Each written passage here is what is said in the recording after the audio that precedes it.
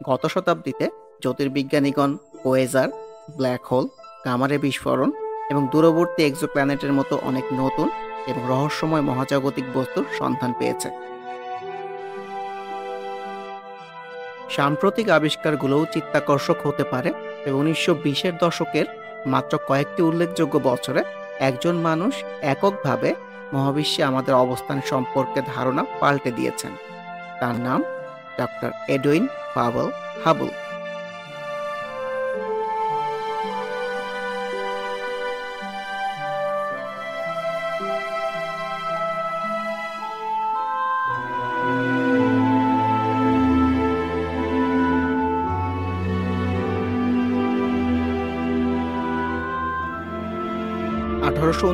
সালে আমেরিকার মিসৌরিতে জন্মগ্রহণকারী এডউইন পাওয়েল হাবল মাত্র 8 বছর বয়সে তার প্রথম টেলিস্কোপ পাওয়ার পর জ্যোতির্বিদ্যার প্রতি প্রাথমিক আগ্রহের জায়গা সৃষ্টি করতে পেরেছিলেন।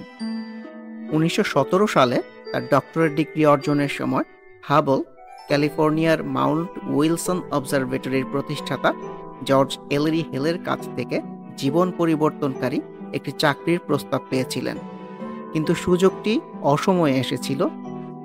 যুক্তরাষ্ট্র সবেমাত্র প্রথম বিশ্বযুদ্ধে জড়িয়ে পড়েছিল এবং সে সময় হাবল সামরিক বাহিনীতে নাম লেখান।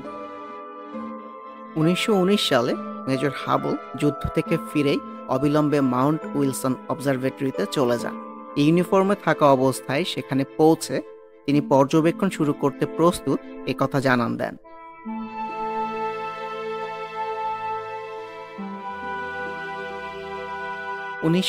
সালে হাবল সে সময়ের সবচেয়ে উন্নত প্রযুক্তির 2.5 মিটার হুকার টেলিস্কোপের সাহায্যে তার প্রথম গুরুত্বপূর্ণ আবিষ্কারটি করেন। শেফালি জাতীয় বিষম তারা নামে পরিচিত স্পন্দিত নক্ষত্রের দূরত্ব পরিমাপ করে তিনি আবিষ্কার করেন যে উক্ত নক্ষত্রগুলো আমাদের নিজস্ব ছায়াপথের বাইরে অবস্থান করছে। সে সময় প্রচলিত মত ছিল যে মহাবিশ্ব শুধুমাত্র আকাশগঙ্গা ছায়াপথ নিয়ে গঠিত। আমাদের নিজস্ব ছায়াপথ মহাবিশ্বের অসংখ্য ছায়াপথের মধ্যেই একটি। হাবলের এই আবিষ্কারটি এতদিন ধরে আমরা মহাবিশ্বে আমাদের অবস্থান যেভাবে দেখছিলাম সেটিকে আমূল পরিবর্তন করে দিয়েছে। এই যুগান্তকারী আবিষ্কারের পর হাবল তার আবিষ্কৃত ছায়াপথগুলো বাছাই এবং শ্রেণীবদ্ধ করতে শুরু করেন। খোলা চোখে যেভাবে দেখা যায় সেভাবেই, অর্থাৎ তিনি ছায়াপথগুলোকে সর্পিল, উপবৃত্তাকার, লেন্টিকুলার এবং কয়েকটিকে অনিয়মিত রূপেই সাজিয়েছিলেন। এটি কালক্রমে হাবল সিকোয়েন্স হিসেবে পরিচিতি লাভ করে এবং ছায়াপথ শ্রেণীবিন্যাসের ক্ষেত্রে এটি এখনো পর্যন্ত সবচেয়ে জনপ্রিয় পদ্ধতি। হাবলের সর্বশ্রেষ্ঠ অর্জন আসে 1929 সালে, যখন তিনি বুঝতে পারেন যে দূরবর্তী গ্যালাক্সি থেকে আগত আলো তুলনামূলক বেশি লাল রঙের হয়।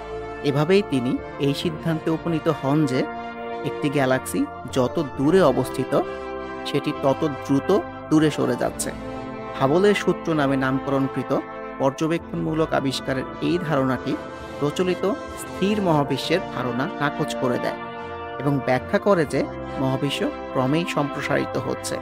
এটিই সর্বপ্রথম বিগ ব্যাং তত্ত্বের পর্যবেক্ষণমূলক প্রমাণ বহন করে।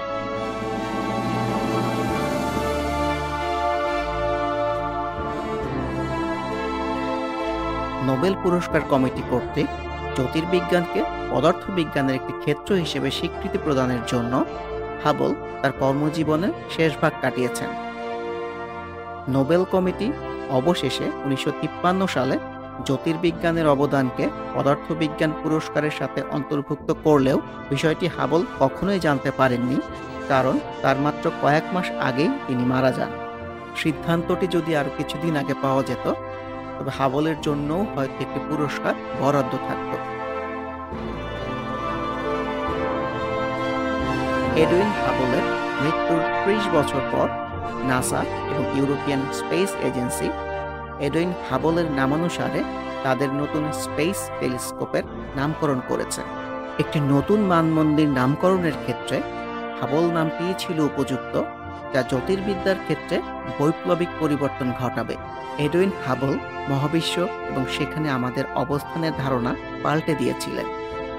হাবল স্পেস টেলিস্কোপের মাধ্যমে তার আবিষ্কারের নেশা আজও আমাদের মাঝে বেঁচে আছে।